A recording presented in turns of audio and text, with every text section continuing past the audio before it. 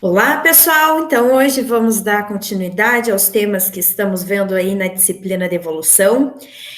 Semana passada vocês tiveram acesso ao conteúdo, onde o professor colocou os fatores evolutivos 1. Então, vocês aprenderam, tiveram contato aí com conceitos sobre migração, deriva genética e mutação. E hoje, dando continuidade, a esses fatores evolutivos, a gente vai falar especificamente sobre a seleção natural e adaptação. E aqui, né, como representante, uma foto do Charles Darwin, que foi o seu pai proponente desse fator, dessa força evolutiva, e a gente vai tentar entender o que significa essa seleção natural para a evolução ali das populações, para a modificação das populações, e qual é a força dela, né, sobre as espécies.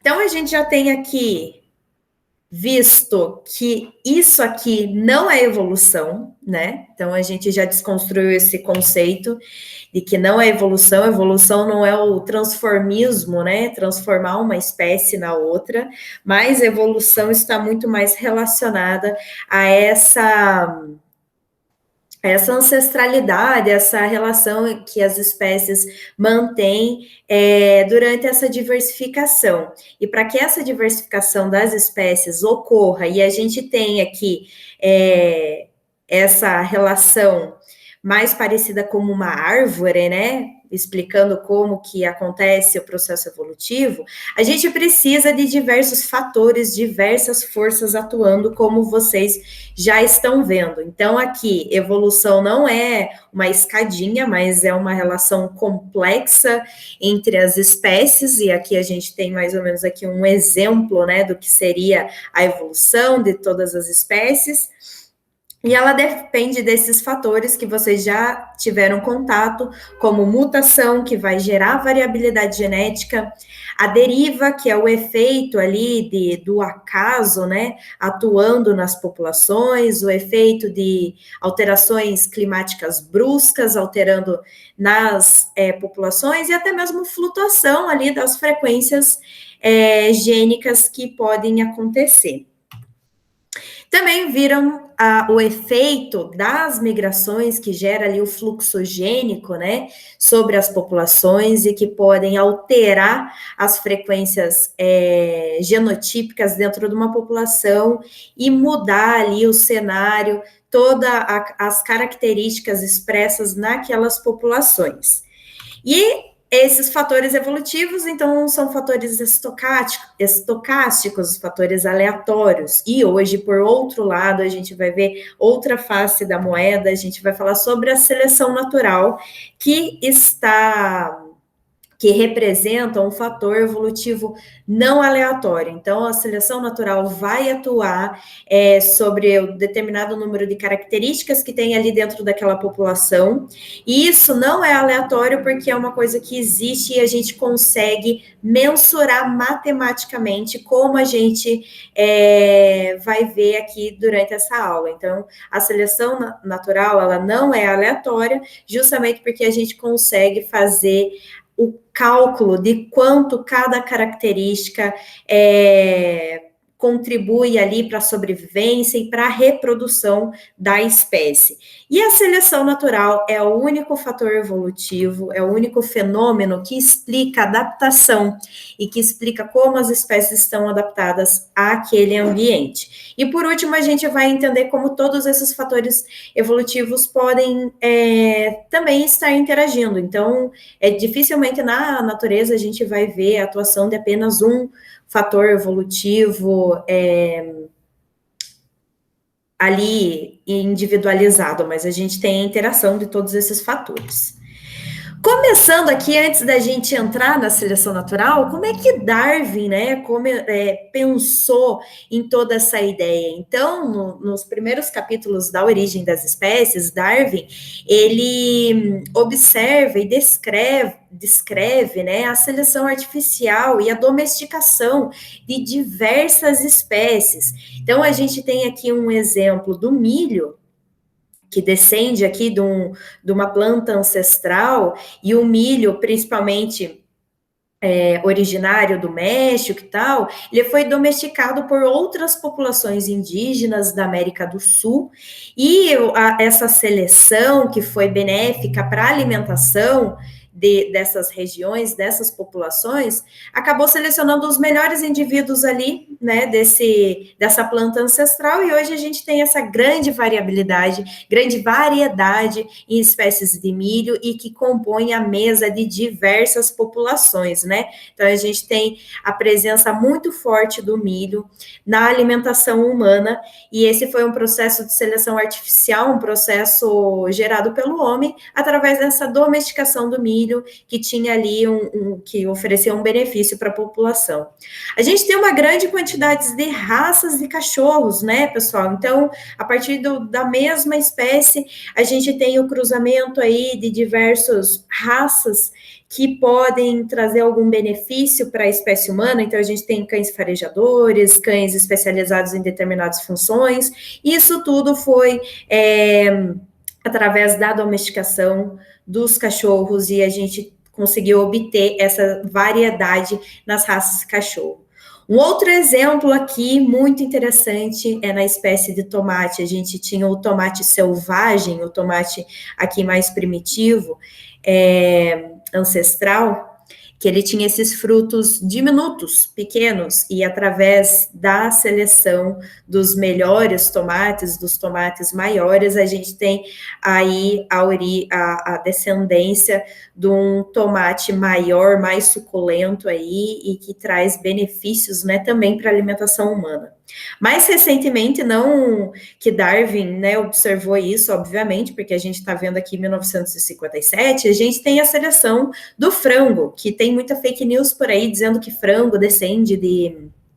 Frango tem hormônio, por isso que é grande. Não, frango também é fruto de uma seleção artificial que o homem selecionou aí os melhores indivíduos dentro de uma população, e a gente tem um frango muito maior hoje, e que ele se desenvolve durante um tempo muito menor. Então, a gente tem frangos que crescem mais em um curto espaço de tempo. Então, Darwin observou diversas seleções artificiais que o ser humano tem executado aí ao longo de centenas de anos.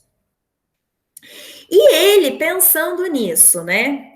Já que ocorreram variações indubitavelmente úteis aos criadores, será que deveríamos imaginar ser improvável que, no decorrer de milhares de gerações, ocorressem, às vezes, outras variações que fossem, de alguma forma, úteis para cada um dos seres vivos na grande e complexa batalha da vida? Então, Darwin explorou o conceito de seleção artificial e trouxe para o que poderia estar acontecendo nas espécies na natureza. Se você selecionando certas características que a espécie humana tem interesse, você obtém ali uma população de indivíduos melhorados, né? Isso será que não acontece na natureza também? As variações entre as populações, certas características, elas estão aparentemente são mais úteis ali naquela população, e elas podem aumentar na frequência, podem ser benéficas de alguma forma ali e gerar uma geração com mais indivíduos contendo aquelas características. Então, por isso que Darwin, falando da seleção artificial, ele deu o nome disso, que poderia estar acontecendo uma seleção natural entre os indivíduos. Então, por exemplo, aqui eu tenho 2 indivíduos com uma certa característica dentro de uma população ali de bovinos, e eu cruzo esses indivíduos para poder obter mais indivíduos com essa característica na próxima geração. E algumas características de indivíduos que eu não cruzei ali, a gente vai discutir isso mais para frente, podem aparecer também, porque a gente tem os diversos padrões de herança, e a gente pode ter algumas características que continuam aparecendo ali dentro da população. Então, principalmente pensando nessa batalha da vida, né, a gente teria essas variações nos indivíduos, e alguns indivíduos são melhores competidores dentro de um cenário, que seria a raiz da seleção natural. Então, na natureza, estaria acontecendo uma luta pela sobrevivência. E Darwin escreveu Na Origem das Espécies, hipotetizou o seguinte cenário. Os elefantes, né, que é uma das espécies de uma reprodução mais lenta, que demora para atingir o seu estágio reprodutivo, lá pelos 30 anos, começa a se reproduzir nos 30 anos. Ele pode se reproduzir, gerar descendentes até os 90 anos, então ele poderia reproduzir 46 filhotes ao longo de uma vida. Claro que isso não vai acontecer, né? O elefante não vai ficar grávido ali sucessivamente dessa forma. Mas, em matemática ali, Darwin hipotetizou mais ou menos esses números. Levando em consideração que os elefantes vivem até uns 100 anos, a gente teria, após 740 anos, 19 milhões de elefantes descendentes do primeiro par. Esses números, na realidade, que Darwin expôs, não estão exatamente corretos, mas servem para nos chamar a atenção para alguns conceitos, para a gente começar a construir a ideia da luta pela sobrevivência. Porque levando em consideração aqui que todos os elefantes iam ser, assim, reprodutores maravilhosos, assim, no seu ápice de reprodução, iam reproduzir e gerar muitos filhotes, e nenhum deles ia morrer. Então, a gente não ia ter forças evolutivas operando ali em nenhum dos casos, e a gente considera que esses elefantes são iguais e reproduzem muito bem. E isso não acontece na natureza, justamente pela luta pela sobrevivência. Um exemplo aqui é esse bacalhau do Atlântico, que ele produz, em média, 2 milhões de ovos. Gente, é muita coisa, pensa, 2 milhões de ovos. Ele sobe a superfície para pôr, né, fazer a postura desses ovos no plâncton, que é a parte ali flutuante, né, o que está flutuando nos oceanos. Esses 2 milhões de ovos, imediatamente a postura deles, né, no plâncton, eles já sofrem com a predação. Então, a predação já começa ali a eliminar diversos ovos. E a gente tem que 99% desses 2 milhões de ovos morrem já no primeiro mês, devido a essa predação. E daquele 1% apenas, né, aquele 1% sobrevivente, 90% desse 1% aí, 90% deles morrem já no primeiro ano de vida. E no final de toda essa conta, desses 2 milhões de ovos que foram depositados no plâncton, a gente tem que um casal de bacalhau vai produzir apenas mais ou menos 2 indivíduos, aproximadamente 2 indivíduos, na população. Então, um casal vai contribuir para o crescimento populacional com apenas mais ou menos 2 indivíduos, porque a gente vê essa sucessão de fatos catastróficos aqui que acabam eliminando milhões de ovos que foram postos. Então, a gente teve essa luta aí pela sobrevivência até chegar nos 2 indivíduos que sobreviverão e reproduzirão ali na população. Então, a gente tem que os indivíduos produzem muito mais gametas do que o número a ser fecundado. Então, até ali pensando nos elefantes, a gente tem os elefantes que poderiam se reproduzir muito mais, mas na natureza isso não vai acontecer. A gente tem que nem todos os indivíduos irão se reproduzir. A gente tem essa diferença na taxa de reprodução. Alguns indivíduos são melhores reprodutores, outros nem tanto. Tem indivíduos que vão deixar mais descendentes, outros indivíduos não deixarão tantos descendentes ou até nem chegarão à idade reprodutiva, e isso tudo é muito importante para a gente entender como a seleção natural opera com todas essas variantes pela luta, né, pela sobrevivência.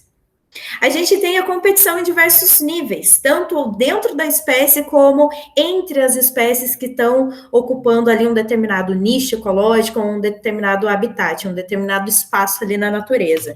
Então, por exemplo, a gente tem essas competições na espécie mesmo, dentro da espécie mesmo, dentre aqueles indivíduos, no mesmo nível, né, que a gente poderia categorizar aqui.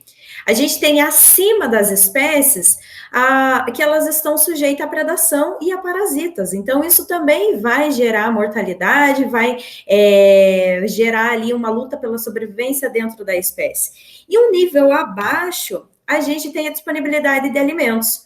Então, os indivíduos vão ter que competir para que eles possam se alimentar, e a gente sabe que na natureza a gente tem uma diferença ali na disponibilidade de alimentos em determinados momentos, e isso vai ser crucial para a sobrevivência e reprodução dos indivíduos. E no mesmo nível, a gente tem até concorrentes pelos mesmos recursos. Então, num determinado habitat, a gente tem os nichos ecológicos ali, podem habitar diversas espécies, diferentes espécies, e elas vão estar competindo entre elas para poder sobreviver e se reproduzir. Então, é uma série de interações ecológicas que envolvem essa luta pela sobrevivência até o indivíduo conseguir se reproduzir e deixar descendentes. E todos esses conceitos vêm muito do que Darwin observou de uma teoria idealizada pelo economista Thomas Malthus. Thomas Malthus, ele gerou uma série de ideias para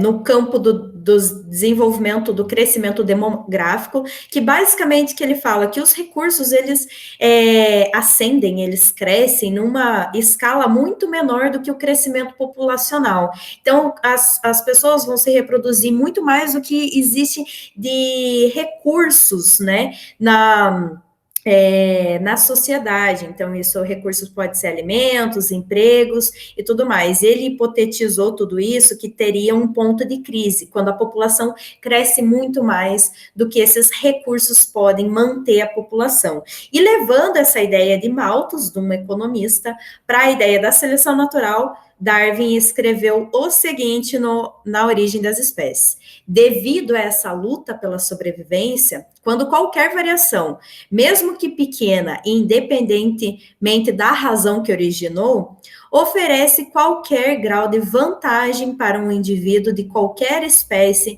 nas suas relações infinitamente complexas com outros seres orgânicos e com a natureza externa. Esta tende à preservação do indivíduo e geralmente será herdada por seus descendentes. Então, a gente tem aqui algumas palavras-chave do que o Darwin falou. Existe a luta pela vida, né? A luta pela sobrevivência.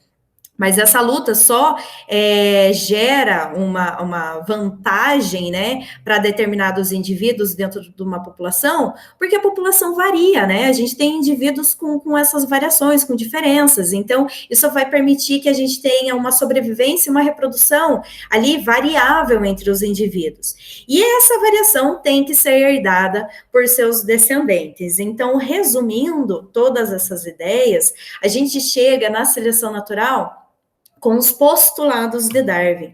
A gente tem que as entidades devem se reproduzir para formarem uma nova geração. A gente também que os caracteres devem ser transmitidos à próxima geração. Então, se aquelas características ali foram responsáveis por dar uma sobrevida, uma taxa de sobrevivência, uma reprodutibilidade maior para os seus descendentes, isso tem que ser herdável, né?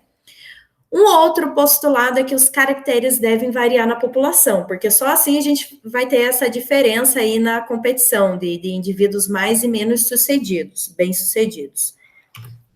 E que essa variação na aptidão, que seria a vantagem que Darwin falou lá anteriormente, do caráter vai ser herdável. Então, a gente pode resumir em 4 aspectos chaves. As populações têm que se reproduzir, né? As variações dentro da população têm que ser hereditárias, e essas variações vão conferir uma vantagem diferenciada entre a população. Então, essa vantagem a gente chama de aptidão, que em inglês significa o fitness daquela determinada variação que vai ser maior ou menor dentro da população. E a seleção natural explica adaptação.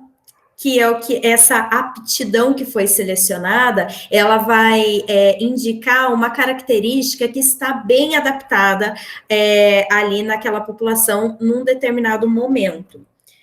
Então, na perspectiva da biologia evolutiva, as adaptações são características mantidas nas populações ou fixadas por seleção natural, porque tem uma importância relativa na sobrevivência e reprodução dos organismos. Não porque há um propósito, então não há a ideia da adaptação, né? Porque ela é a mais bonita, a mais perfeita, a melhor, e o plano da seleção segue para adaptar indivíduos com essas características. Não, é porque dentro ali da luta pela sobrevivência, dentro de um cenário com aquela disponibilidade de alimentos, certas características conferem vantagem aos indivíduos e estão melhor adaptados a um determinado momento. Então, essa adaptação é o que proporciona uma adequação do organismo ao ambiente em que se encontra. Então, a gente tem alguns exemplos aqui de adaptações. Então, o urso polar, que é coberto de pelos, né? Então, ele mantém o calor e ajuda na camuflagem. Tem uma camada espessa de tecido adiposo como reserva energética e é um comportamento característico da hibernação. Então, isso são características que foram selecionadas ao longo do processo evolutivo, estão bem adaptadas aí à realidade, ao habitat que o urso polar está inserido. Já a gente tem o patinho aqui, né, que tem um corpo coberto de penas, que é uma adaptação à endotermia, para regulação da temperatura corpórea. Tem membranas entre os dígitos, que auxiliam na natação, glândulas que produzem secreção, muco, que é um impermeabilizador, que ajuda aí na flutuação da água. Poderia um outro cenário, outras adaptações, outras características ter sido selecionadas? Sim, mas a gente não tem como prever isso, como que seria isso se fosse diferente. Esse é o resultado que a gente tem de características que estão bem adaptadas àquela realidade, àquele comportamento do indivíduo. E aqui a gente já pode começar a diferenciar, né, as ideias de Lamarck e as ideias de Darwin. Então, Lamarck dizia que existia uma população de girafas, que elas tinham como se fosse uma força intrínseca, uma vontade intrínseca, mas não consciente. Então, elas não pensavam, quero esticar meu pescoço. Mas aquilo era uma força interior que faria com que elas esticassem os pescoços e transmitissem essa força, essa mudança para a próxima geração. Até que elas terem os pescoços, né, longos, bem adaptados ali à realidade, por conta dessa força interior que fez com que elas desenvolvessem o pescoço. Mas Darwin diz um negócio totalmente diferente, não tem força interior nenhuma, não tem vontade atuando na seleção dos indivíduos. A gente pode ter uma população de girafas com variações entre elas, então com diferentes tamanhos e pescoços. As girafas que têm o pescoço mais alongado são as girafas que conseguiram se alimentar melhor, sobreviverem mais e se reproduzirem mais, deixar mais descendentes. Então, elas estão mais bem adaptadas, tendo essa variação, que vai ser passada adiante e vai aumentar o número de girafas pescoçudas e girafas com essa variação. Então, a gente precisa diferenciar as ideias de Lamarck, que são muito mais intuitivas, né, da gente entender, e diferenciar das ideias de Darwin, que acabam sendo muito mais complexas para a gente poder explicar aqui.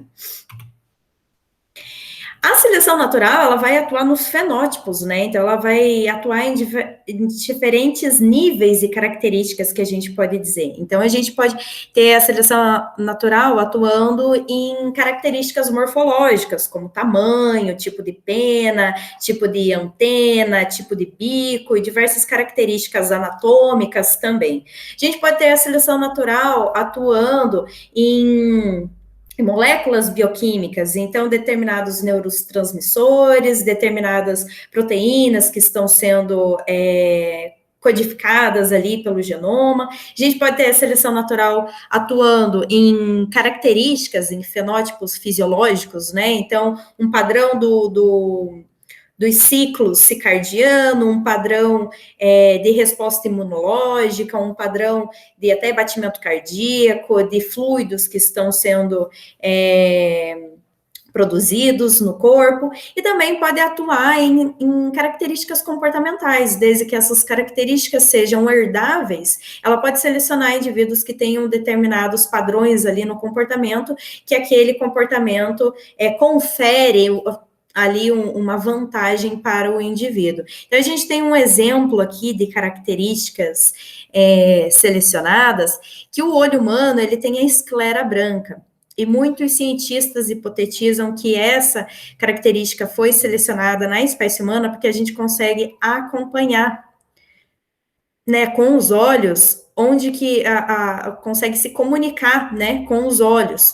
E essa esclera branca facilitaria a comunicação, então você é um indivíduo conseguindo ver onde o seu colega, né, o parceiro ali da população, onde ele está olhando, ele conseguiria perceber estados de alerta, olha, tem um predador vindo, olha, para onde que está indo a chuva, olha, vamos correr para aquele lado. Então, seria um padrão selecionado aí para auxiliar no comportamento das populações humanas. E a gente tem uma população de chimpanzés que nascem com essa mutação. Então, são os chimpanzés que carregam essa mutação dos olhos humanos, que não acontecem com outros macacos, né? Mas essa mutação aqui é uma mutação que eventualmente aconteceu nessa população, né? Não que agora essa população esteja também tendo benefícios aí desse olhar humano, né? Foi só uma curiosidade que eu quis trazer aqui para vocês.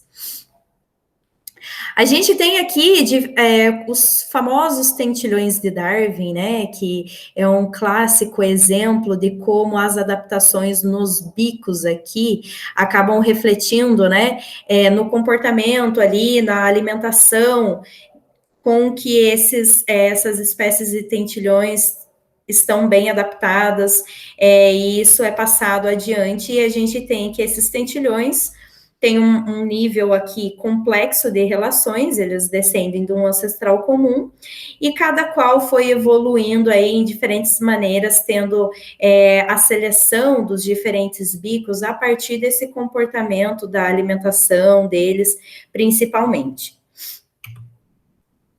A gente tem que a seleção natural pode produzir um fenômeno que a gente fala de radiação adaptativa, que é um evento rápido de especiação. Então, se vocês virem eu apresentando em algum congresso, eu trabalho com peixes ciclídeos, e é uma espécie de ciclídeo africano, né? Então, eu sempre falo que os ciclídeos são interessantes para estudos evolutivos, porque eles descendem de um fenômeno, de um evento de rápida radiação adaptativa. Então, o que aconteceu com os ciclídeos, né? Vários grupos taxonômicos que possuem atualmente uma grande riqueza de espécies sofrem o processo de radiação adaptativa, que é a rápida diversificação de espécies e novos nichos a partir de uma mesma espécie ancestral. Então, a gente tem os lagos da África, que tem uma grande diversidade de peixes ciclídeos, que eles evoluíram, eles surgiram num curto espaço de tempo, e parece que esses padrões aqui, que diferenciaram as espécies, estão muito relacionados aos nichos que eles ocupam. Então, determinadas espécies têm um padrão de alimentação X, determinadas espécies têm um padrão também de seleção sexual, de comportamento sexual e reprodução de determinadas formas, e isso foi diferenciando as populações e originando diversas espécies, originando novas espécies que passaram, então, a ter esse isolamento reprodutivo, e cada espécie ali que derivou de populações que tinham essas variações, passaram a se reproduzir isoladamente, formando aí novas espécies. A gente tem também a possibilidade de uma evolução adaptativa convergente. O que seria isso, né? Dentro de alguns comportamentos, de alguns cenários parecidos, as espécies, mesmo não aparentadas, elas apresentam características semelhantes entre si. Então, a gente tem uma série aqui de mamíferos que se alimentam de cupins, ou se alimentam de formigas, e eles têm esse focinho alongado, então a gente vê uma evolução adaptativa convergente para essa alimentação deles, que foi bem sucedida, né? Então, ter o focinho alongado confere uma adaptação legal para esse comportamento deles de alimentação de cupins, e são espécies que não imediatamente estão relacionadas entre si, mas a gente vê esse padrão em espécies que têm comportamentos ou ocupam nichos parecidos, então a gente consegue observar esses fenômenos acontecendo na natureza através da evolução adaptativa convergente, é uma evolução que foi para uma direção semelhante. Então, a seleção natural e a adaptação são características favoráveis que são hereditárias, tornam-se mais comuns em gerações sucessivas de uma população de organismos que se reproduzem. E características desfavoráveis que são hereditárias tornam-se menos comuns. Então, esse mais e menos comum é alteração nas frequências com que essas características aparecem nas populações, porque as características mais favoráveis são mais selecionadas e reproduzem mais na próxima geração. Então, o pool de alelos mudam ao longo do tempo devido à sobrevida e reprodução diferenciais entre genótipos, que seria o fitness, né? Determinados fenótipos têm um fitness maior, ali, determinados genótipos têm um fitness maior, que a gente vai falar, e o fitness não é o fitness da academia, mas o fitness é a aptidão, é o quanto, qual é a chance de sobrevivência daquele indivíduo que carrega determinado fenótipo, o quanto ele vai sobreviver e ter uma fertilidade maior em relação a outros indivíduos. Então, os alelos possuem diferentes aptidões fitness que garantem maior ou menor sobrevivência e fertilidade aos indivíduos. A seleção se encarregará de aumentar a frequência dos alelos com maior fitness, que, por sua vez, estão melhor adaptados ao ambiente. Então, a gente costuma falar em seleção natural muito na voz ativa, né? Dando a impressão que a seleção natural fosse uma força maior, como se a seleção natural fosse a mãe natureza atuando em benefício da espécie. Mas não, gente, não é. Seleção natural não é uma fadinha verde, não é a mãe natureza, mas é um fenômeno matemático, como a gente vai avaliar aqui daqui para frente. Então, é um fenômeno observado ao longo de gerações, como efeito das condições ambientais sobre a variabilidade pré-existente nas populações. Então, a gente tem essa variabilidade que já existe na população, e essas diferentes variações, elas terão diferentes valores adaptativos, como a gente vai ver. E isso pode ser calculado, porque a gente pode observar quanto aquele indivíduo que carrega determinada variação vai deixar de descendente, vai ser mais fértil ali dentro da população do que outros organismos que não têm aquela variação. Então, a gente vai discutir também que a seleção, ela tem diferentes formas de atuar na população. E falando de uma forma meio 8 ou 80, forma assim, contrastantes, a gente tem dois tipos de seleção, que pode ser a positiva ou purificadora, que vai gerar diferentes consequências, né? Vai ter diferentes consequências dentro da população. Então, na seleção positiva, eu tenho um alelo vantajoso dentro da população, e esse alelo vantajoso, né, que confere uma reprodução, uma sobrevivência maior para aquele indivíduo, ele vai aumentar em frequência dentro da população na próxima geração. Os outros alelos neutros estão invisíveis à seleção, então eles não têm valores adaptativos, não tem variação nos valores adaptativos, então eles apenas vão num efeito carona, que a gente vai falar também, na próxima geração. Por outro lado, a gente pode ter alelos deletérios, que podem ter conferir uma desvantagem ao organismo. Então, aqueles indivíduos que carregam esses alelos, ou eles têm uma taxa de sobrevivência menor, são piores competidores, tem alguma disfunção naquela característica, naquela função, não deixam tantos descendentes, ou acabam sendo até inférteis, tendo uma fertilidade reduzida. Então, a seleção purificadora vai atuar tentando eliminar esses alelos deletérios da população. Então, a gente tem uma baixa frequência desses alelos na próxima geração. Então, aqui sumiu, né, os alelos. Isso é muito difícil de acontecer, a gente vai entender por quê. Mas a gente tem a eliminação ou a diminuição da frequência desses alelos na próxima geração. E para variações contínuas, então a gente viu variações contrastantes, mas dentro de uma população a gente pode ter algumas características que elas têm um gradiente de distribuição. Então, por exemplo, o tamanho, né, dos indivíduos, pode ser indivíduos menores, indivíduos médios e indivíduos maiores. E como é que a seleção natural atua na variação contínua desses indivíduos? Então, a gente tem outros tipos, outras formas dela atuar, caminhando aí em benefício de algumas características que tenham um gradiente X ali dentro daquele fenótipo. Então, uma primeira forma da seleção atuar é de forma direcional, né? Então, a gente tem uma seleção direcional, e um exemplo aqui é na história dessa espécie de salmão do Alasca, que está ficando cada vez menor, afetando pessoas e ecossistemas, né? A notícia aqui meio sensacionalista, mas a história foi o seguinte: ao longo de uma amostragem em diversos períodos, em diversas décadas, os cientistas perceberam que a espécie de salmão adulta ela está ficando num tamanho menor. E muitas hipóteses aí cercam o mistério do porquê que as espécies estão chegando aos rios, né, vindo dos oceanos, num tamanho menor. Então, aparentemente, indivíduos menores, eles estão sendo selecionados porque parece que ficar muito tempo no oceano e crescer é perigoso e não é vantajoso para a espécie. Eles estão chegando nos rios antes, precocemente, num tamanho menor. Então, a seleção está beneficiando aí indivíduos que tem um tamanho menor, e por isso que a gente fala que é uma seleção direcional. E como que isso vai dar na distribuição da espécie? Então, inicialmente eu tenho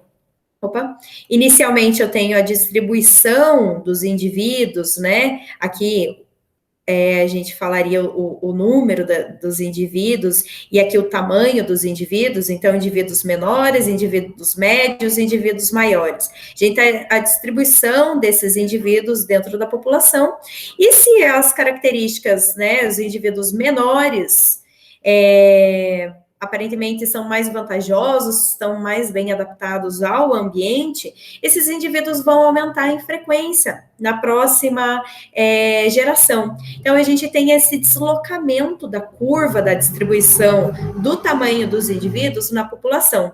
O contrário pode acontecer, pode ser direção para cá, então indivíduos maiores, pode também. Então, uma das extremidades da variação do caráter é favorecida. A distribuição do caráter muda ao longo do tempo em um sentido. Isso pode valer para diversas outras características. A gente tem um tipo também de seleção estabilizadora. E essa história é muito legal. De uma forma geral, para mamíferos placentários, né? Isso inclui a espécie humana. Parece que o tamanho do corpóreo dos bebês é mais favorável que eles sejam um tamanho médio, um tamanho mediano. Por quê? Indivíduos muito pequenos têm uma taxa de mortalidade grande, e indivíduos muito grandes também oferecem um risco para as mães que vão parir esse indivíduo, e pode acarretar aí numa mortalidade tanto da mãe como do indivíduo. Então, oferece um risco à gravidez. E a gente tem a seleção estabilizadora que favorece a média dessas características. Então, a nossa curva, ela vai afunilar. A gente vai ter uma distribuição desses indivíduos na próxima geração, num determinado pico aqui, num determinado espectro de tamanho, que falando do tamanho dos bebês, que vai aumentar na frequência deles, não favorecendo nenhum lado, nenhum outro, mas o caminho do meio. Então, a gente tem aqui nesse gráfico que bebês pequenos, né, eles têm uma taxa de mortalidade muito grande, e bebês muito grandes, né, tem uma taxa de mortalidade também elevada. E aqui em tamanho médio, a gente tem uma taxa de sobrevivência desses bebês maior, né? Então, tamanho médio. Hoje acontece que a seleção parou de atuar no tamanho dos bebês. A partir da década de 80, principalmente em países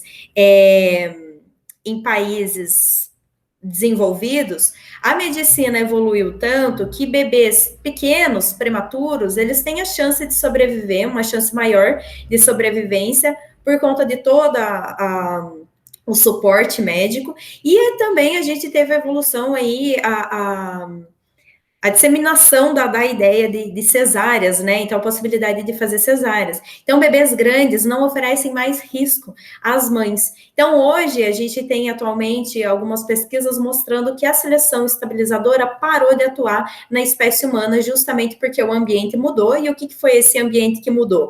Foi a medicina, o avanço da medicina que dá suporte para que bebês de qualquer tamanho tenham uma taxa de sobrevivência média igual aos bebês que tinham um tamanho médio, né? Que teriam um tamanho médio. A gente também tem um tipo de seleção que se chama disruptiva, que vai ter,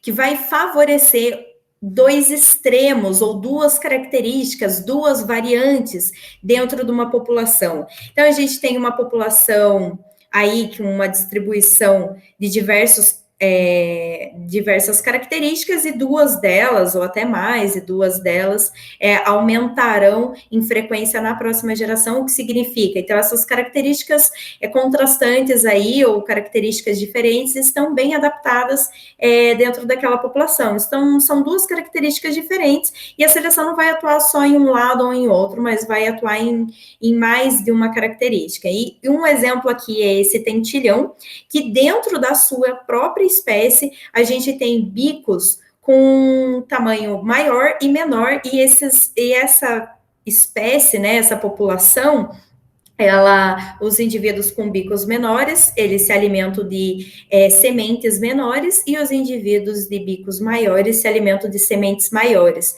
dentro de uma população. Então, bicos diferentes que foram selecionados aí, estão bem adaptados a dietas, né, diferenciadas. Esse tipo de seleção, essas características contrastantes dentro de uma população, pode acabar levando à origem de duas espécies. Então, em determinado momento, essas características vão sendo cada vez mais selecionadas, a população vai ficando tão diferente, criando duas subpopulações dentro dessa população, que podem caminhar para dois caminhos diferentes e originar duas espécies diferentes, e não mais esses indivíduos se reproduzirem e terem ali interações, né, entre si. E essas características não servem só para tamanho, como a gente está falando, né? A gente pode ter gradientes, né, e diferentes colorações na pelagem dos indivíduos. Então, por exemplo, indivíduos que têm determinados genótipos, tem aqui uma distribuição diferente dessas características ao longo de um espectro. Isso pode ser selecionado em um lado, em outro, ou até ter uma seleção estabilizadora que vai ter o caminho do meio. Aqui depende muito da interação do que isso favorece os indivíduos e qual a frequência vai ser aumentada ou diminuída na próxima geração. A gente também tem um outro tipo de seleção, né, que seria uma seleção balanceadora, também chamada de seleção diversificadora, que tende a manter a grande disponibilidade de alelos ali de um determinado loco gênico. Então, seria que geralmente duas ou mais variantes alélicas são vantajosas e têm a frequência aumentada ou mantida por seleção natural na população ao longo das gerações. Então, um exemplo aqui seria o nosso sistema de imunohistocompatibilidade, que seria o sistema MHC, Então, uma grande variedade desse sistema confere uma adaptabilidade maior, né, nas populações. Então, dentro desse locus gênico, no cromossomo 6, a gente tem uma série de genes codificadores de proteína, e a variação nos alelos de cada gene é muito grande, as combinações que isso pode ter na população é muito grande. Ou seja, essas proteínas são proteínas apresentadoras de antígenos, e elas que vão captar, né, as mensagens de antígenos de agentes externos que estão chegando no corpo, infectando no corpo, e vai dizer, ó, sistema imune, se prepara porque esse cara aqui, diferente, está no nosso corpo, então prepara aí uma estratégia de ação, né? E quanto mais variável, significa que o indivíduo vai estar mais adaptado a perceber diferentes infecções, diferentes estímulos aí, e ter uma resposta imune mais bem adaptada, mais bem específica ali para determinada situação. Isso é um problema para transplante, né? Porque o corpo pode rejeitar aquele corpo estranho, vai apresentar o próprio órgão transplantado para o organismo se manter, mas falando em seleção natural, é extremamente bem adaptado você ter esse aumento na variabilidade do sistema MHC. Então, falando em números, né, pessoal, estamos falando aqui que a seleção natural é um fenômeno observado ao longo de gerações como efeito das condições ambientais sobre a variabilidade pré-existente nas populações. Mas eu não mostrei números até o momento, né? Então, agora que a gente vai falar e trocando os miúdos, né? A gente entendeu o conceito, como é que a seleção natural atua, e a gente vai conversar sobre os números. Então, a seleção natural age sobre os fenótipos, mas a evolução consiste em modificações nas frequências dos alelos. Seleção natural, ela não vai enxergar azinho ou azão. Ela vai enxergar a característica que está se expressando, né? Ela vai enxergar o fenótipo. O fenótipo sendo selecionado, na próxima geração, a gente vai ter alteração na frequência dos alelos, que é a base ali, né, a matéria-prima para a seleção atuar. Então, só lembrando que vocês viram muito bem na aula passada, né, o que seria a frequência alélica, né, o que seria a frequência dos fenótipos. Então, um exemplo aqui na coloração de uma população de ervilhas, a gente tem o alelo W maiúsculo e Wzinho, né, ou W minúsculo, são dois alelos que vão expressar de formas diferentes a coloração da ervilha.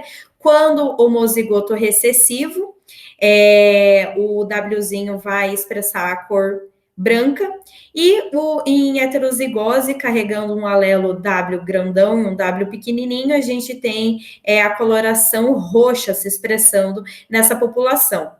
E a frequência dos alelos seria contar, né? Quantos alelos a gente tem ali dentro daquela população, né? Quantos alelos aquela população tem de uma determinada característica.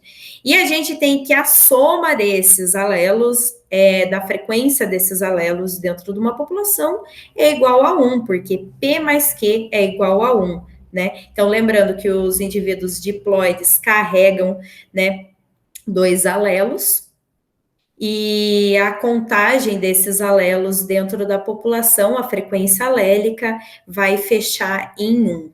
E quando essas populações, né, na ausência de seleção e na ausência de outros fatores evolutivos que foi discutido na aula passada, a população, ela está em um equilíbrio que a gente chama equilíbrio de Hardy-Weinberg, que essas frequências alélicas, elas não vão alterar ao longo das gerações. Um exemplo aqui é no sistema de antígenos MN do nosso sangue. Então, é similar ao sistema ABO, mas aqui são outras classes ali de proteínas, MN, e a gente tem uma ausência de dominância, na verdade, uma relação de codominância. Então, nem o alelo M, nem o alelo N é mais ou menos dominante. Quando um indivíduo carrega um alelo M ou N, a gente chama que ele é MN, porque ele vai expressar as duas características.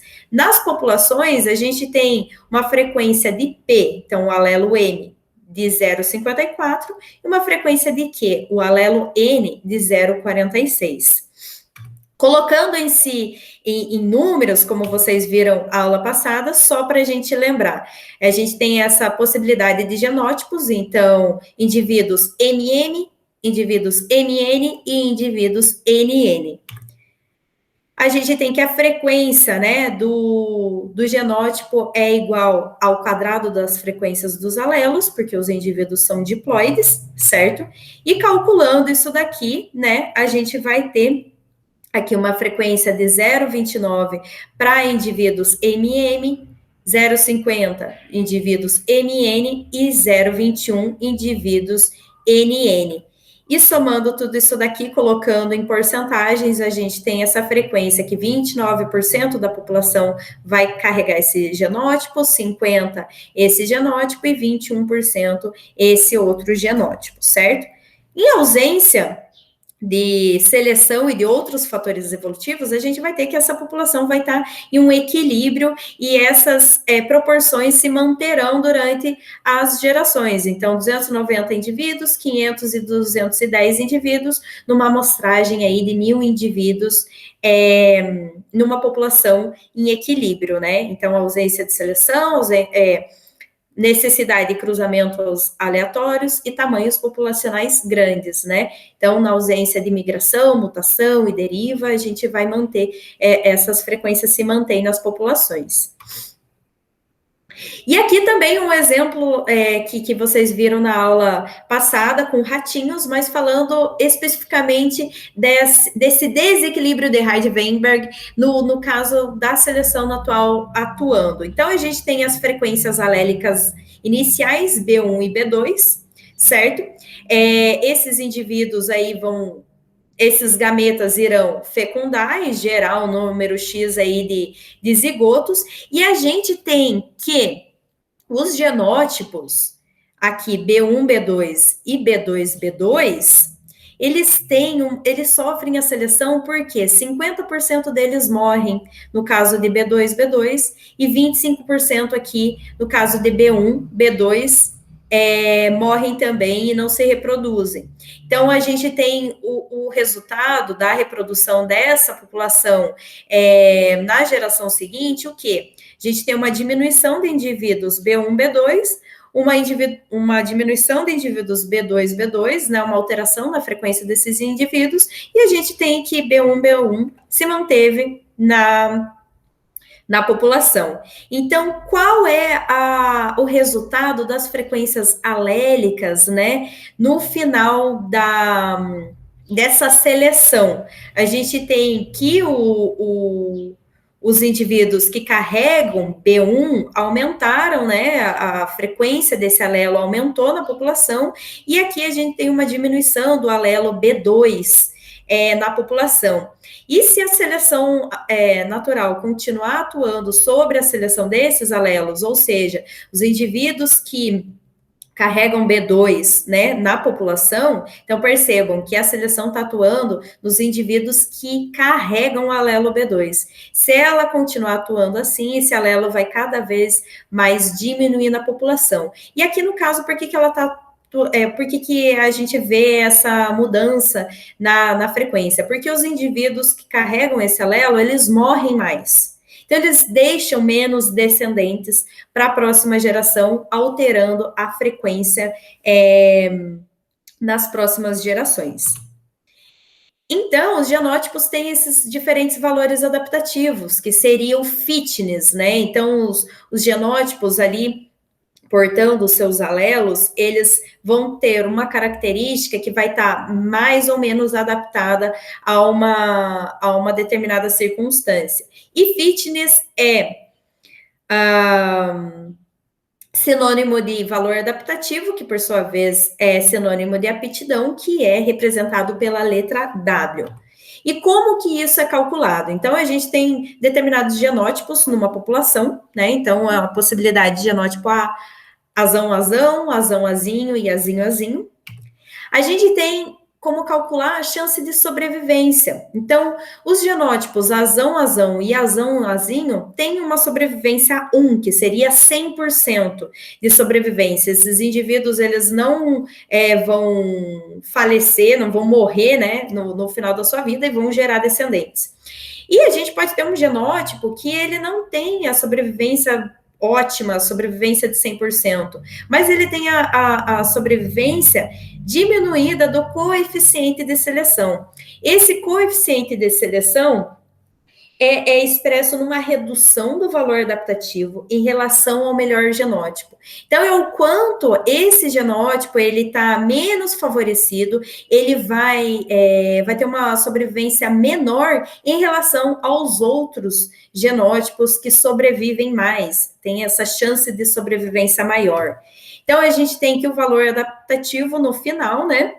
Calculando aqui, seria o azão, azão, 100% de chance de sobreviver, e o azinho, azinho recessivo aqui, teria uma chance de sobrevivência menor, de 90%. Esses valores foram valores arbitrários, né? Na vida real, a maior parte dos genótipos tem uma chance de 50%, uma chance menor, mas se a gente for colocar 50% aqui e 50% menos 0,1, ia dar na mesma, né? Esse genótipo ia ter menor chance de sobrevivência, então, um valor adaptativo menor. Então, tudo que a gente fala que é bem adaptado, tem aquela característica, tem uma aptidão maior, seria uma chance de sobrevivência maior em relação aos outros genótipos que aparecem na população. Isso contribuiria para a frequência desses genótipos, né? Para aumentar a frequência ou diminuir a frequência desses genótipos na próxima geração. Então, a tendência seria fixar o alelo A, ou seja, né, esse alelo sempre se mantém em altas frequências na população e eliminar o alelo Azinho. Então, quanto menos indivíduos que carregam o alelo Azinho se reproduzem nas próximas gerações, isso vai diminuindo progressivamente até eliminar esse alelo. Isso acontece de uma hora para outra? Não, principalmente porque se a gente for pensar aqui, né, que os indivíduos carregam 2 alelos, o alelo azinho, ele sempre vai estar mascarado nos indivíduos heterozigotos, que também tem uma chance de sobrevivência ok. Então, esse alelo pode permanecer durante muitos anos nas gerações, durante muitas gerações, né?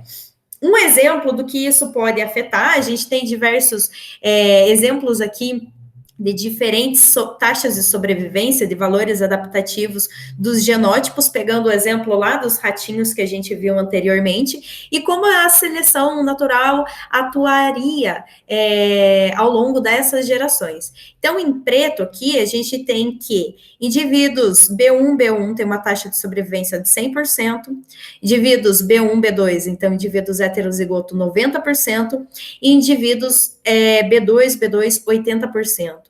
Então, a tendência é que a frequência do alelo B1, né, se sobressaia, seja muito mais selecionado, então gere muito mais descendentes, se reproduza mais e acabe predominando na população. Então, o alelo é fixado e o alelo B2 foi eliminado da população.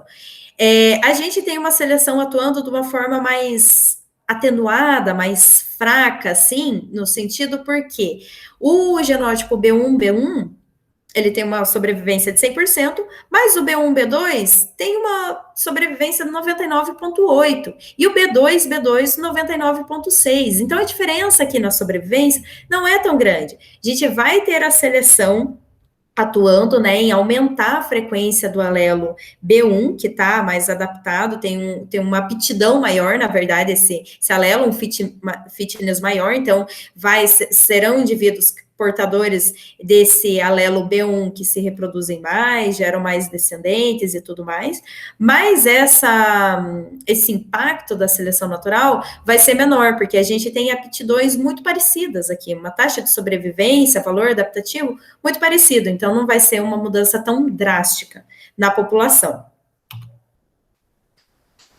E valor adaptativo não é dominância, pessoal. É muito importante que a gente pense assim, porque a gente sempre pensa, o dominante é o que tem mais. Não. Dominante e recessivo, quando a gente fala de genética mendeliana, é a expressividade daquele alelo, né? Então, a gente pode ter um alelo recessivo, né? Que tem que estar em homozigose, tem que ter os dois alelos para se expressar. A gente pode ter esse alelo recessivo numa grande frequência na população. Então, é um alelo que para ele vai aumentar a frequência na sua população, mesmo sendo recessivo, porque ele tem um valor adaptativo maior. Então, a gente não pode confundir esses dois conceitos, entre dominância e recessividade, tá? Então, o dominância e recessividade, quando a gente fala, é a expressividade dessa característica, né? O quanto ela precisa ter ali em número de alelos para poder se expressar e poder gerar o fenótipo característico, mas um alelo recessivo, ele pode ser muito melhor adaptado, muito mais adaptado do que ter um fitness maior do que um alelo dominante, e ele está mais frequente na população, isso pode acontecer. E é o caso que a gente vai ver aqui na anemia falciforme, como um alelo recessivo e um alelo que causa um alelo mutado foi bem selecionado numa população, numa determinada situação.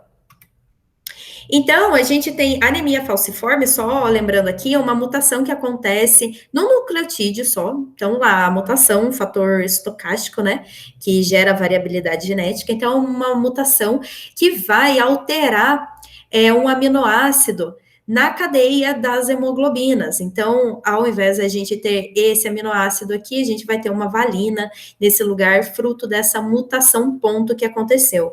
Essas hemoglobinas, elas vão ter um aspecto de foice, são hemoglobinas mais fininhas, delgadas.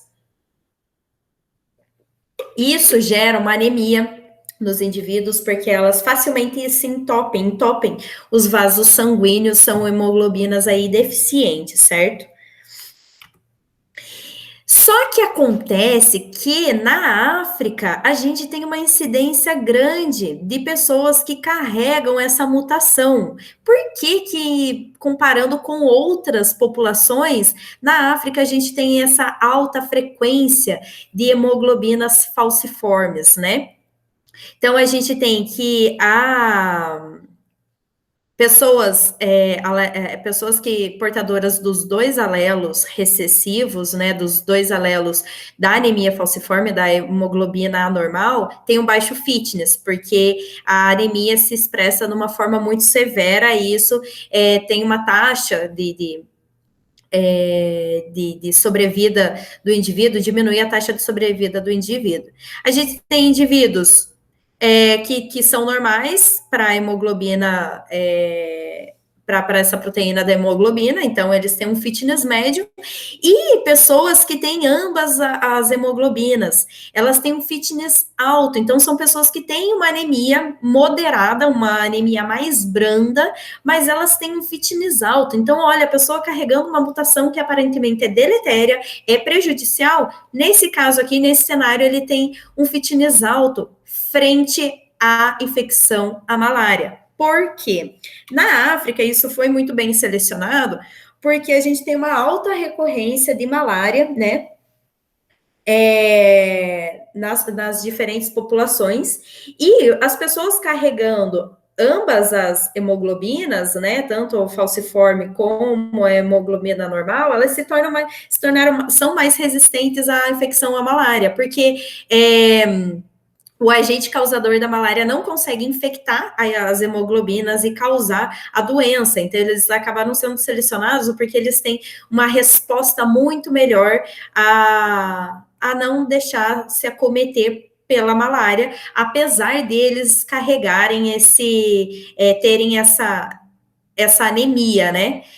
Então, vejam como a seleção, ela não atua por ser perfeita, linda, maravilhosa. Olha, os indivíduos que possuem uma condição, né, médica ali, possuem uma uma doença, eles são mais resistentes a outra doença e, portanto, são mais bem adaptados àquela realidade, e foi aí aumentando a frequência de indivíduos heterozigotos que tem essa seleção do heterozigoto aí bem mais proeminente. Se a gente for comparar em outras populações, o valor adaptativo de indivíduos que carregam esse alelo, que tem um genótipo, né, que contém esse alelo da anemia da hemoglobina falciforme, ele é menor. Então, a gente tem, por exemplo, em populações nos Estados Unidos, o valor adaptativo de quem tem uma hemoglobina normal, sem mutação nenhuma, é 1. Então, é o valor adaptativo máximo, né? Ótimo.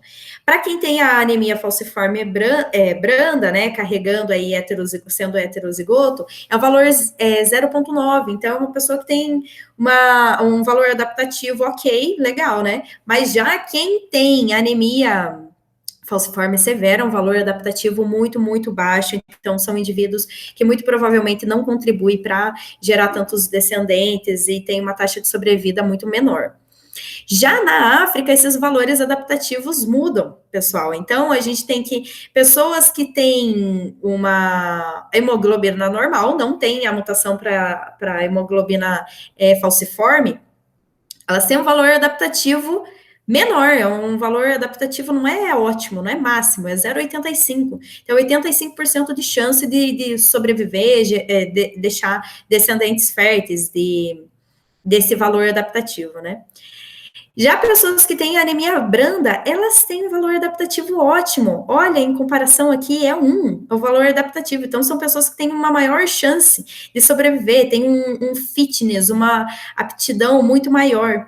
E pessoas que têm a anemia severa, continua também tendo um valor adaptativo baixo. Então, olha como é interessante essa interação da seleção natural com o ambiente. Então, não é a seleção operando em fatores perfeitos, lindos, maravilhosos, sobre o aspecto de uma força evolutiva maior, de um plano maior. Não, são as condições ali que fazem com que os indivíduos reproduzam mais, sobrevivam mais, sejam melhores competidores frente às adversidades da vida, né? Frente a todas essas situações. Então, acontece que a seleção natural atua para diminuição de alelos não vantajosos, e isso acontece nesse espectro, né, de forma gradual, né, são essas alterações nas frequências ao longo das gerações que serão selecionadas, vão sendo modificadas frente àquela situação, àquele ambiente. Aqui só uma piadinha de um urso polar albino, o albinismo, vocês viram na aula passada também, é uma mutação que se expressa ali em caráter de homozigoto recessivo, e é uma mutação que vem sendo selecionada, porque não é tão vantajosa nas mais diversas populações. Então, a gente tem uma frequência baixa de indivíduos albinos nas mais diversas populações. Então, esse é o Ivan, o urso pardo albino. Eu falei polar, não, é urso pardo. Então, ele parece que é um urso polar, mas ele não é polar, ele é pardo. Toda vez que ele é visto na floresta, é resgatado e acorda no Polo Norte. Coitado, né? Daí ele xingou aqui, soltou um palavrão. E como a gente estava falando, a gente tem o efeito carona. Então, a seleção, ela não atua em tudo, em todos os caracteres, em todos os caráteres. Mas a gente tem um efeito carona que, muitas vezes, um determinado gene que está próximo a a um outro gene que está sendo selecionado, tem uma pressão seletiva maior, né? Ele aumenta em frequência e, consequentemente, esse alelo neutro que não está nem sendo visto pela população, ele também vai num efeito carona sendo selecionado, né? Mas ele não tem um valor adaptativo maior ou menor, ele é neutro. Mas por efeito carona, né? Ele está sendo selecionado. A gente pode também ter diferentes genes atuando em diferentes momentos, né? Então, às vezes, o gene X foi selecionado num determinado estágio do desenvolvimento embrionário, mas ele também atua na vida adulta do indivíduo, só que é aquele estágio do desenvolvimento embrionário que ele tem um valor adaptativo maior. E no estágio da vida adulta, tanto faz, né? Se ele foi selecionado ou não, mas ele acaba, por efeito carona, estando presente lá em alta frequência também na fase adulta dos indivíduos. Isso pode mudar também o cenário evolutivo, né? Essa seleção de caracteres neutros, se o ambiente mudar, os valores adaptativos flutuarem, essa característica passa a ser enxergada, né, pela seleção natural, e ela pode ser selecionada, né, positivamente ou negativamente dentro da população. A gente também tem um fenômeno chamado de exaptação ou coopção. Isso é muito comum em eventos de geração de novos genes no nosso genoma. Então, a gente tem, por exemplo, os elementos transponíveis, que são genes saltadores, né, nos genomas, e eles podem se inserir em qualquer lugar do genoma, e dependendo de onde eles se inserem, né, do local onde eles se inserem, eles podem alterar a função daquele gene. Então, o gene ser mais expresso, menos expresso, ter um códon a mais, um códon a menos. Então, o que é essa exaptação, essa coopção? São adaptações das adaptações. As adaptações existentes que passam a funcionar para outras funções, ter outras funções ali dentro da população. Então, são novidades geradas a partir das adaptações. Então, um exemplo de exaptação é o polegar do panda, que o polegar do panda descende aqui de dedos, né, dígitos no mesmo paralelos, né? Mas a projeção do osso sesamoide, que é esse sesamoide aqui, essa projeção, ele é um osso maior, acabou sendo uma adaptação, né, para a alimentação dele, mas é um osso que já existia ali, né, já estava bem adaptado, né, ele já tinha sido selecionado, e essa adaptação é uma função nova, né, para aquela adaptação. Da mesma forma, a gente pode falar nas penas das aves, que são dinossauros, né, descendentes aí diretas dos dinossauros. Parece que as penas dos dinossauros eram bem adaptadas para isolar, para ser um isolante térmico, né? E hoje as penas das aves a gente vem aí numa adaptação da adaptação para o voo. Então, os dinossauros, né, a maioria dos dinossauros não voavam, mas eles tinham penas para isolamento térmico, né? E hoje as penas adaptadas, mais uma vez, das aves servem para o voo. Então, é uma novidade, né, que uma adaptação pode ter, é uma nova função que uma adaptação também pode passar a exercer ali dentro daquela característica selecionada. E a gente tem que é muito difícil dizer que a seleção natural está atuando sozinha, né? Então, a gente pode ter, ao longo do processo evolutivo, ao longo das gerações, a seleção natural tendo ali interação com outros fatores evolutivos. E eu trouxe aqui alguns exemplos para a gente refletir um pouquinho sobre esse tema.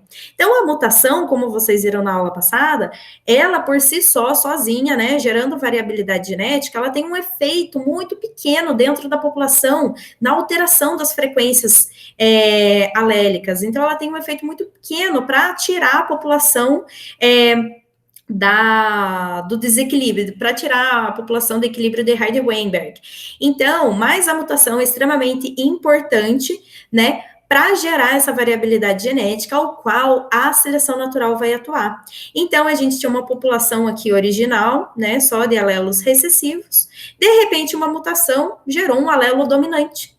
E essa mutação que gerou um alelo dominante vai gerar um novo fenótipo, né? Surgiu um novo fenótipo, mudou as frequências aqui da população, e a seleção natural pode, quem sabe, começar a atuar, né, nessa nova característica, desde que cada alelo cada genótipo tenha um valor adaptativo diferente. Então, se isso conferir alguma vantagem, né, à população, isso vai aumentar em frequência nas próximas gerações. E aqui um grande exemplo é que uma mutação ponto, como da anemia falciforme, pode produzir esse efeito. Então, a gente tem essa mutação aumentando em frequência lá nas populações africanas, né, que tem alta incidência de malária. A gente pode também ter a interação aí da seleção natural com eventos de migração. Então, num pool gênico lá, numa população, a gente tinha essa uniformidade dos alelos. De repente, um indivíduo de uma outra população migrou, voou para essa população, venceu essa barreira geográfica que estava dividindo as populações, e esse alelo vai mudar, né, esse genótipo aqui, carregando diferentes alelos da população que está recebendo, né, vai mudar as frequências genotípicas dessa população, consequentemente as frequências alélicas, e isso pode começar a ser selecionado. Quem sabe esse genótipo tem um valor adaptativo maior frente aos fenótipos, aos genótipos aqui originais, né, da população originária, e isso vai alterar toda a situação, todo o cenário da população, a dinâmica da população, e vai gerar diferentes acasalamentos, descendentes na próxima geração. A gente pode também ter efeito da deriva genética e depois a seleção natural passar a atuar. Então, um exemplo é que, sei lá, caiu um tronco de árvore e matou todos os besourinhos aqui que tinham o alelo azão. Na próxima geração, a gente só vai ter alelo azinho. Às vezes, esse alelo... às vezes os genótipos que tinham o alelo azão eram os genótipos mais bem adaptados, que tinham um valor adaptativo maior. Com o efeito da deriva genética, a gente tem um novo cenário que de uma homogeneidade dessa população, seleção natural não vai atuar mais, porque a gente não tem diferença nos valores adaptativos. Ou o contrário, às vezes esse valor, esses genótipos aqui têm um valor adaptativo maior em relação à inexistência, né, desse alelo azão, e vai ser o que vai gerar vai dar origem a todas as outras gerações, né, nas próximas gerações dessa espécie, dessa população. Então, percebam que a seleção natural é muito dinâmica e ela não é previsível.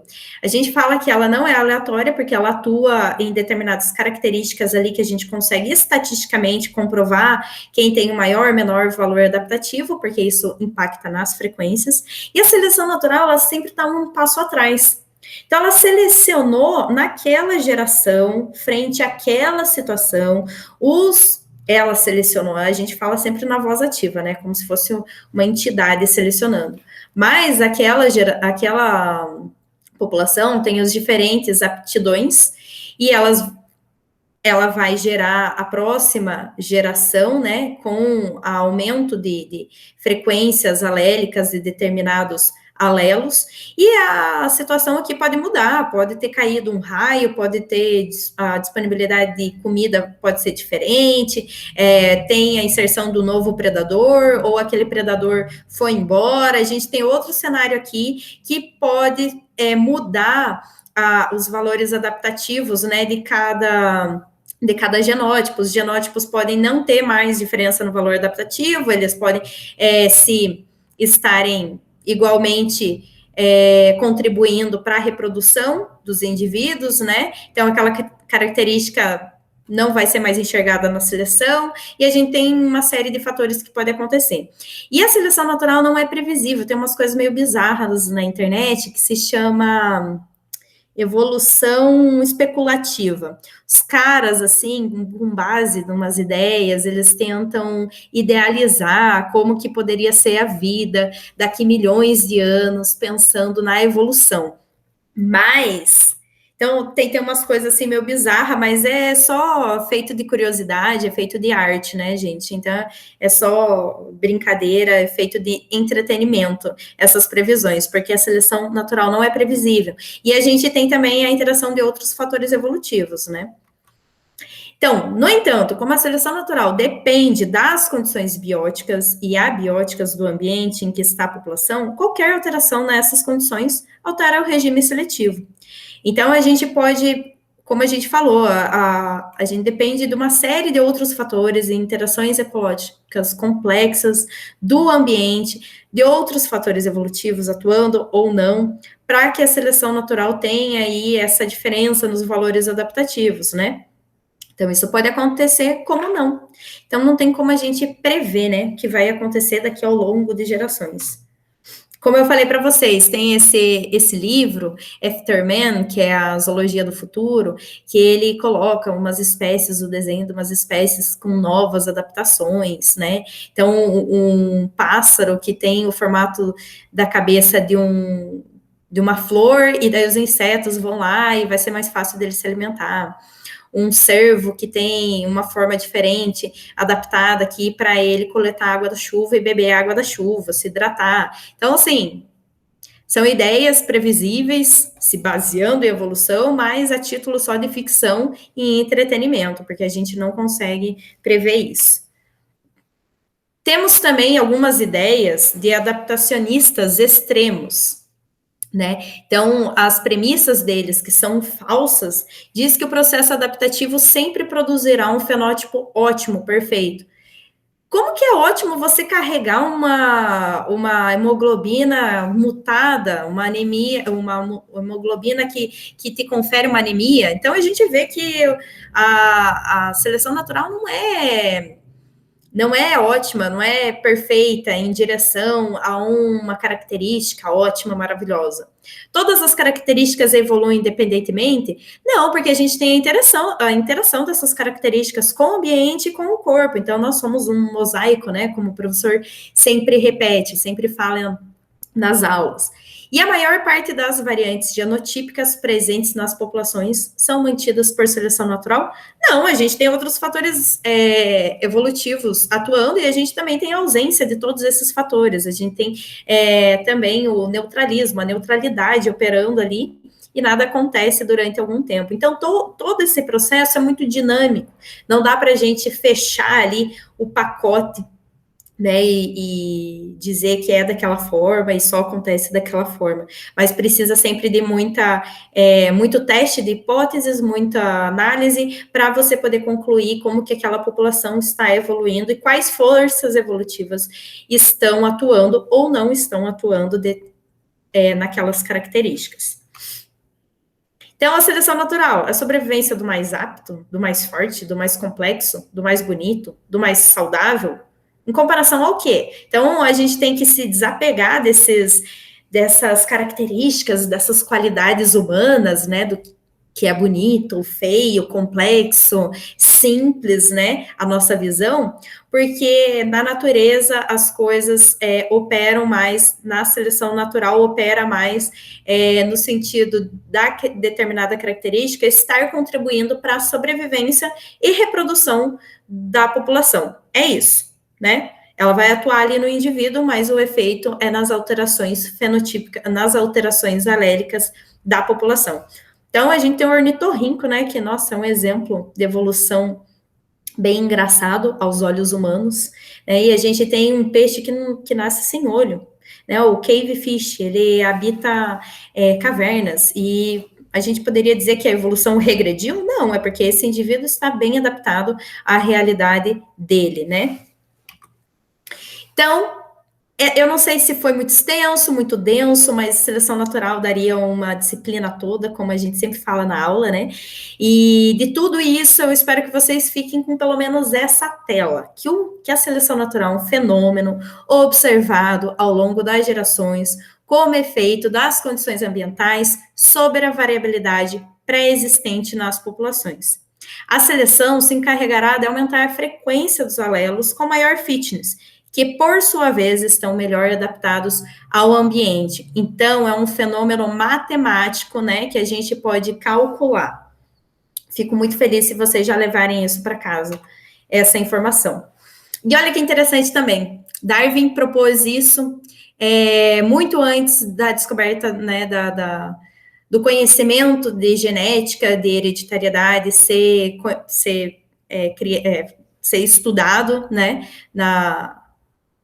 pelos cientistas, mas ele já acreditava que toda a explicação dele para a seleção natural estar atuando nas populações também, né, se fosse um princípio verdadeiro, banirá a crença na criação contínua de novos seres orgânicos ou de quaisquer modificações grandes e súbitas em suas estruturas. Então, Darwin, ele acreditava que se a seleção natural fosse comprovada, ela ia derrubar por terra essa ideia de que as espécies são criadas independentemente, né, e se transformam ali, ou criacionismo ou lamarquismo, né, transformismo.